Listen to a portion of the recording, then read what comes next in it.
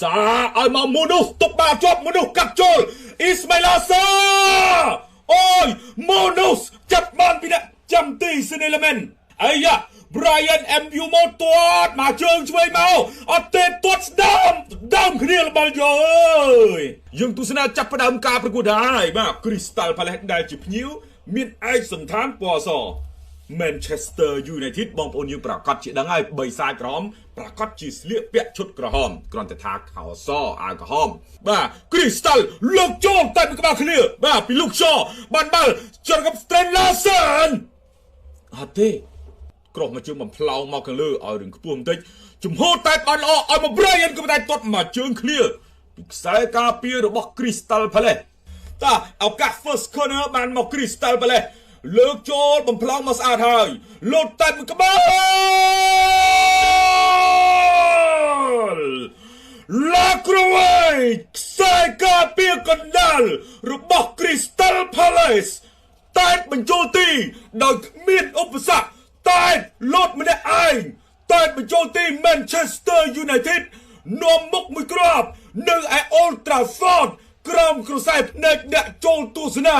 ប្រមាណជា7,400 អ្នកជាងយើងទស្សនាណែឡាក្រូវិកនឹងមិនឯងទៅតើគ្មានអ្នករំខាន free ហើយ free header វ៉ាវមួយក្បាលនេះ Sinellaman ឈរមើល Sinellaman បន់ឲ្យកុំចូលព្រោះថាអត់មានជំហរលោតផ្ទះទេឱកាសនៅក្នុងការលោតផ្ទះទៅហើយចូលបាត់ទៅហើយ1-0 Crystal Palace នាំមុខ Manchester United 1-1ហើយលើកចូលទាត់ឆ្វេងអត់កើតទេអូ Fulham ហូប Spur មួយសិនបាទ Fulham ដាក់ Spur មួយ Brighton ដាក់ Nottingham Forest ដែរណាម្ចាស់ផ្ទះគេបានគ្រាប់បាល់គ្រប់គ្នាបាទតណើបតែមែនយូមួយអូយមែនតណើបទេបាទឥឡូវយើងទស្សនាដៃជីកកាមេរ៉ារបូតបាល់បានបាល់ពី Casemiro បញ្ជូនចូលកណ្ដាលទម្លាក់មកក្រោយបាទ Kobe Mainu បញ្ជូនមកស្ដាំដៃឲ្យមក Brian Casemiro រុញស្ដាំឲ្យមកដល់លុតទប់បាល់ដល់លុតបំរុងថាហ្វាំងមួយពីរដល់លុតលើកទេអត់ទាន់លើកដល់លុតលើកទាត់ចេញទៅខាងក្រៅបាន corner kick អាយ៉ូអត់ទាន់ចេញទេស្មានតែចេញហើយលបល់យកលាក់ចូលផ្អាប់គ្រោះថ្នាក់ Henderson ចាប់ជាប់ Henderson អតីតក្លឹបកីឡាកររបស់ Man U ទៅឥឡូវតើ Ismail Assar សាឲ្យមកមនុស្សទុកបាជាប់មនុស្សកាត់ចូល Ismail Assar អូយមនុស្សចាប់បានពីអ្នកចាំទី Sinellaman អមិនទៅលោកឆ Ismail Assar ជំនាញជើងឆ្វេងតែសុទ្ធស្ដាំបានដែរមិញណែ Ismail Assar ដឹកបាល់មករុញមកស្ដាំដូចជាមិនអបផ្សាយទេបាទ Daniel Munoz កាត់ចូលក្នុងឲ្យសាទាត់ស្ដាំសង្គ្រោះបានពី Sinellaman ពាំងតែមួយក្បាលមកចំក្លៀកគេនឹងឈឺក្បាលបន្តិចលោកឆយើងទស្សនាប៊ីតែមានគ្រាប់បាល់ទី2ហើយ Man U គេកំពុងទៅនាំមុខទៅហើយ Ismail Assar សារុញឆ្វេងឲ្យមក Kenwood ហើយក៏ពាំងចេញទៅខាងក្រៅលយមែនតើបាទបាន3បន្ទូអត់លើកចូលពី Brian Yumo តែមួយក្បាលទាត់មកជើងឃ្លាមកចេញទៅខាងក្រៅបានត្រឹមបាល់ជ្រុងមកខាង Manchester United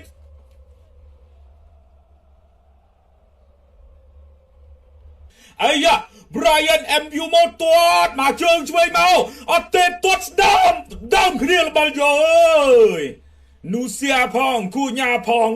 Fernandes ក្រោកចូលតែមួយក្បាលចាប់បានពី Dean Henderson តែល្អដែរ Benjamin Sesko ប៉ុន្តែ Dean Henderson នឹងដោបជាប់ល្អទេណានឹង Man U ក៏គាត់ល្អដែរក៏ប៉ុន្តែគ្រូមិនសូវដាក់ឲ្យចូលមានដៃច្រើនពេកបាទ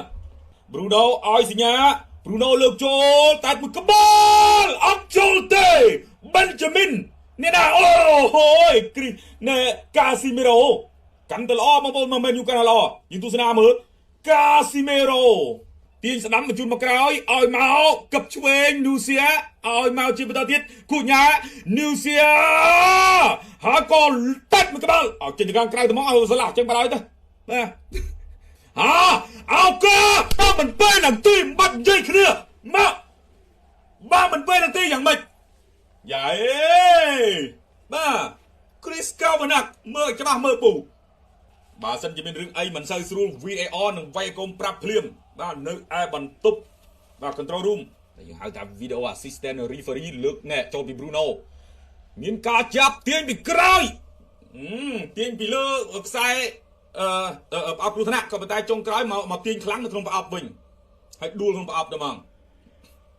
ចាប់រំខានតាំងពីលើ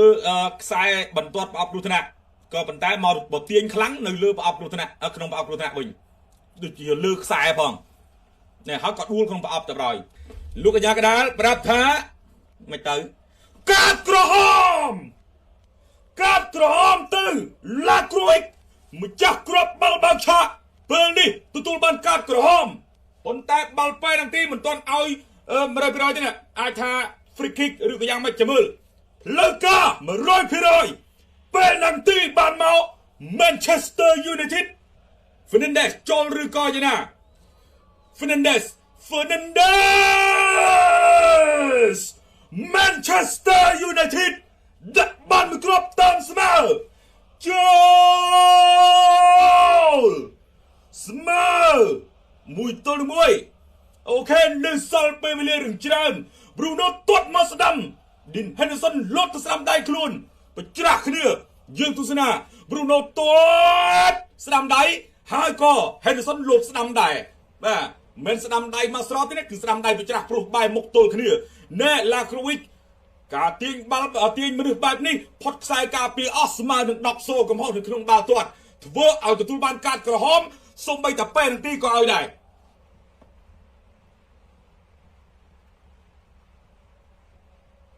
អូ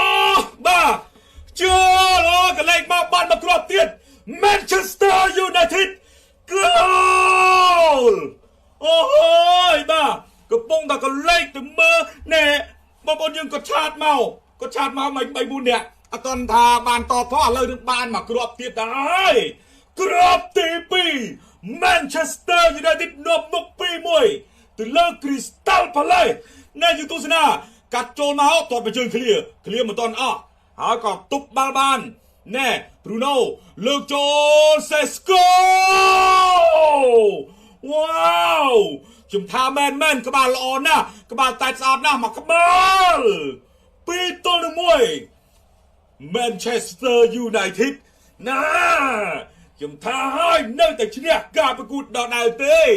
នៅសល់មកគ្រាប់ទៀតបងប្អូនណា Sesko អាយ៉ាទៅទីណាក៏វាមកបន្តិច Bruno រុញមកឆ្វេងដៃ Matthias Cunha ដឹកចូលហ្វាំងទាញស្ដាំ Cunha ទាត់ចាប់បានពី Dean Henderson ល្អមែនទែនបាទទៅហើយ Matthias Cunha ស្លាប់ឆ្វេង Cunha អូយសង្គ្រោះបានឥឡូវនៅតែបន្តគ្រប់គ្រងបាល់ពី Manchester United កាត់ចូលមកស្ដាំកាស៊ីមីរ៉ូអត់សុទ្ធទេឲ្យមកដាឡុតលើកចូ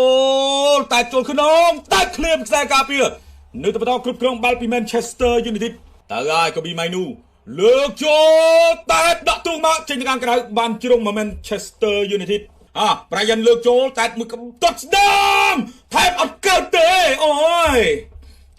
ឥឡូវទៅគ្រប់គ្រងបាល់ពីសំណាក់ក្រុមបិសាចក្រហមសូមជម្រាបជូនបងប្អូនយើងដែលតែងតែគ្រប់គ្រង CTS Sport និងគ្រប់គ្រងដល់ខ្ញុំបងប្អូនណាបាទនេះគឺជាពេលវេលាចុងក្រោយសម្រាប់ខ្ញុំហើយដែលអធិប្បាយបាល់ទាត់នៅ CTS Sport នៅសល់ត្រឹមតែ10នាទីជាងទីទេគឺខ្ញុំ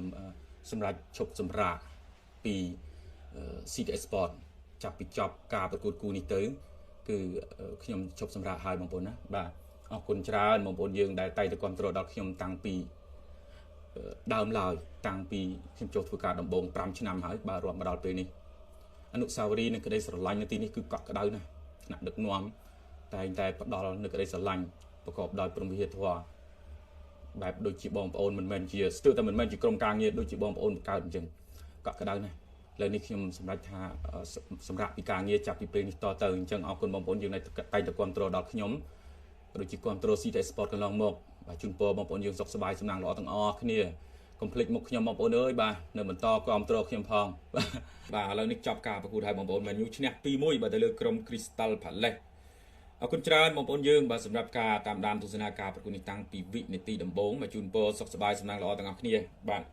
ហើយក៏សូមអរគុណបាទបងប្អូនយើងដែលគ្រប់គ្រង CTS Sport ក៏ដូចជាគ្រប់គ្រងដល់ខ្ញុំតាំងពី ដំបូងមករហូតមកដល់ពី5ឆ្នាំហើយខ្ញុំដែលធ្វើការនៅ CJ Sport ជូនពរបងប្អូនយើងទាំងអស់គ្នាជូនពរសុខសប្បាយសំណាងល្អរកលុយបាទបានទទួលទានមានបានទាំងអស់គ្នាបាទអរគុណបាទដល់ថ្នាក់ដឹកនាំជូនពរ